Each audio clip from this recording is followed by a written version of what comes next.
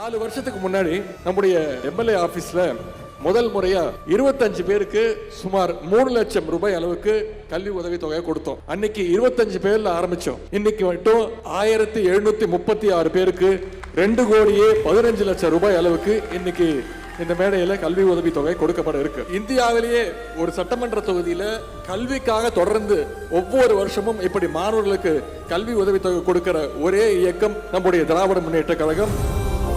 ஒரு தந்தை ஸ்தானத்துல உங்களுக்காக நான் உழைத்துக் கொண்டிருக்கிறேன். மாணவர்களாகிய நீங்கள் படிப்பு படிப்பு படிப்புன்னு படிப்புல மட்டும் கவனம் செலுத்தணும் அப்படின்னு நம்முடைய தலைவர் அவர்கள் அடிக்கடி சொல்லுவார். உயர் பதவிகளுக்கு வந்து நீங்க 4 பேருக்கு வழிகாட்டணும் அப்படிங்கிறது தான் எங்களுடைய ஒரே விருப்பம். அதுக்கு உங்களுக்கு தேவையான அனைத்து உதவிகளையும் ஒரு தொகுதியுடைய எம்எல்ஏ மட்டுமல்ல, உங்களுடைய கூட பிறக்காத ஒரு அண்ணனாக செஞ்சறதுக்கு நான் என்னைக்கும் தயாராக இருப்பேன்.